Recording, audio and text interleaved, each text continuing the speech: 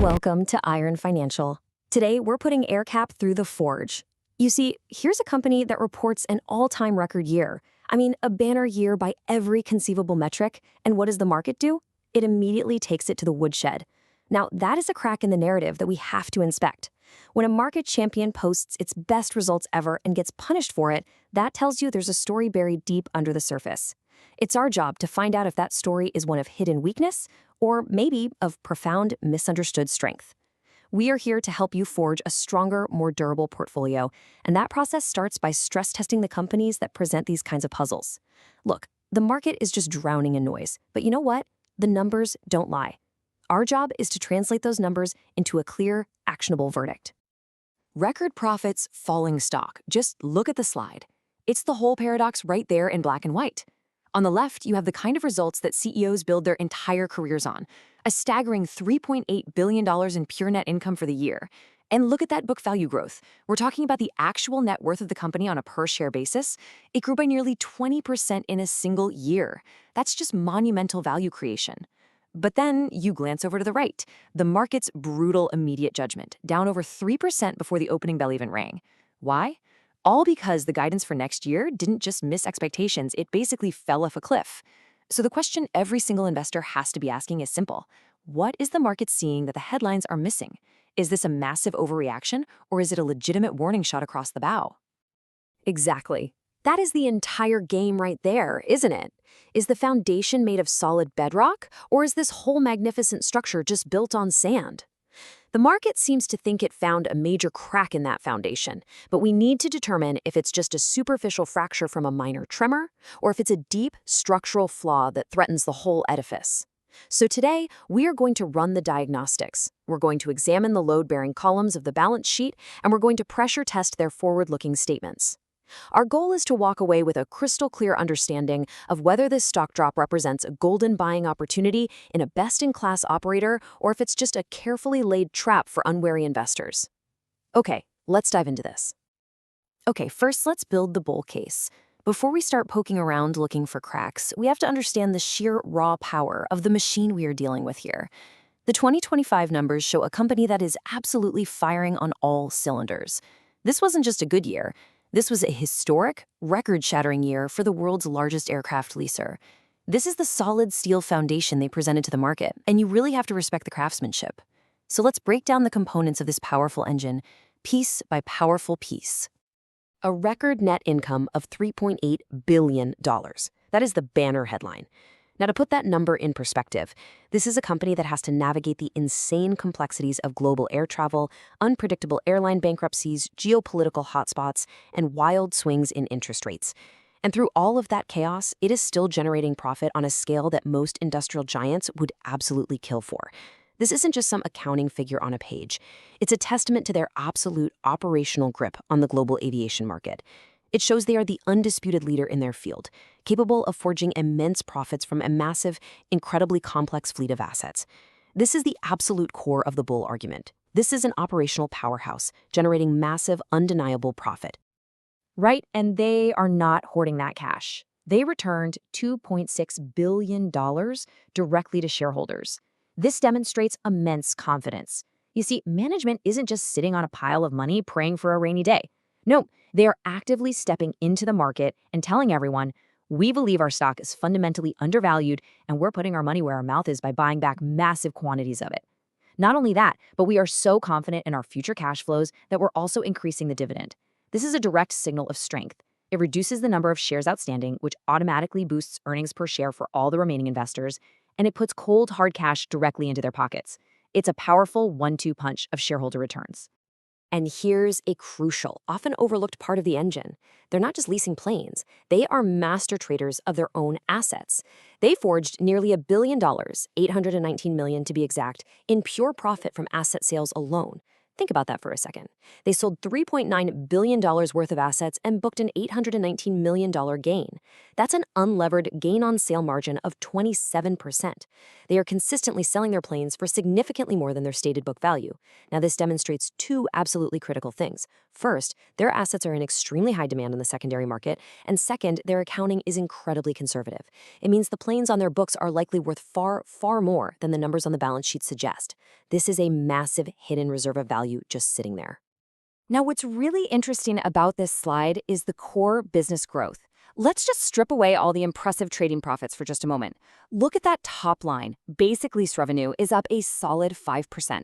That's pure organic strength, completely separate from the blockbuster asset sales. This shows that their primary business, the simple act of renting out aircraft to airlines, is healthy and growing steadily. They aren't just a trading house that happened to get lucky. They are a landlord with increasing rental income. That 26% jump in gains from asset sales is spectacular, yes, but that 5% growth in the core business provides the stable, predictable foundation that everything else is built upon. It proves the engine is not just powerful, but it's also exceptionally reliable. So the CEO, Angus Kelly, sounds confident. He calls it a robust performance, and you know what? Based on the numbers we just walked through, he has every single right to be. He talks about strong performance across all business lines, reinvesting in the core business, and returning billions to shareholders. The message is crystal clear. The machine is working perfectly, the structure is sound, and the outlook is positive. So if the engine is so powerful, if the foundation is so solid, why did the chassis buckle and the stock drop the moment they revealed the map for the road ahead? Because record profits are history. The stock market is a forward-looking machine. It cares infinitely less about where a company has been and infinitely more about where it's going. You know that spectacular past performance we just covered? Well, it was already baked into the stock price. The market flinched because the map for 2026 looked like a detour into a much, much slower lane. So now let's look at the guidance that spooked investors and caused that pre-market nosedive. This is where the bear case really begins to take shape. And this, right here, brilliantly illustrates the disconnect. Look at the bars on this chart. The company delivered an absolutely incredible $15.37 in adjusted earnings per share in 2025.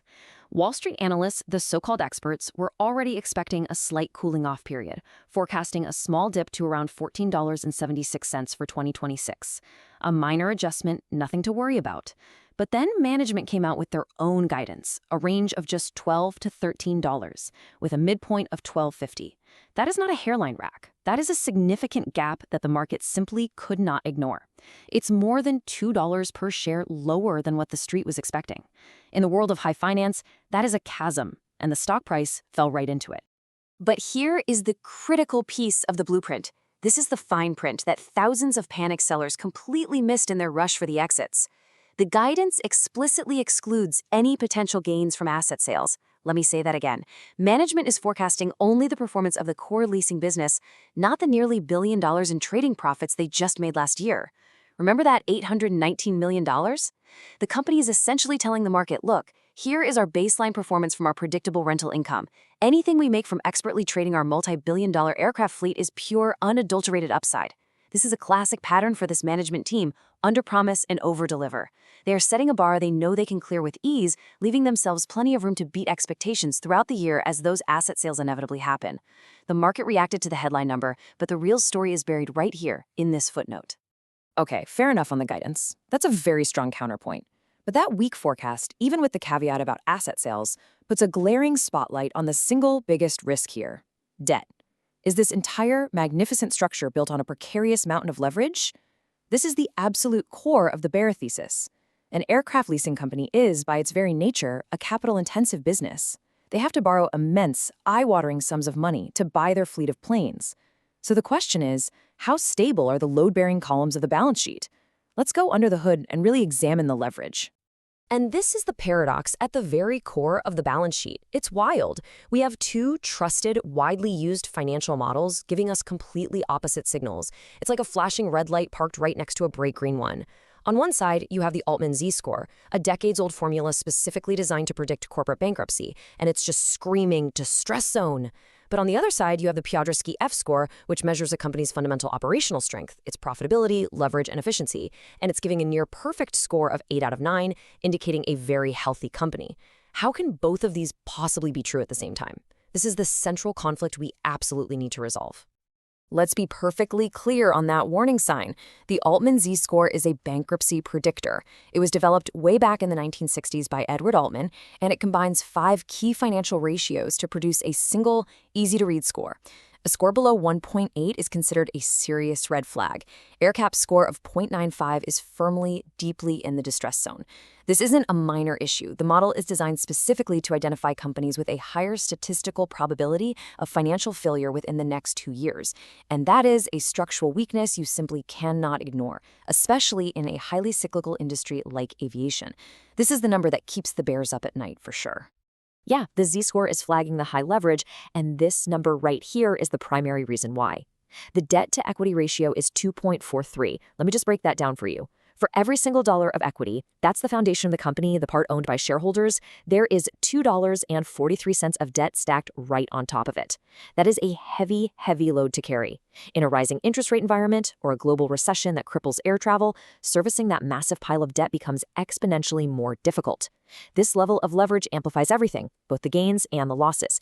It's what allows for their massive scale and market dominance, but it's also what makes the company vulnerable to external shocks. The structure is tall, but is it dangerously top-heavy? But they manage that debt with incredible effectiveness. And this slide is exactly why the Piotrowski score is so high, and it's the heart of the bull rebuttal. This leverage is a tool, not just a liability.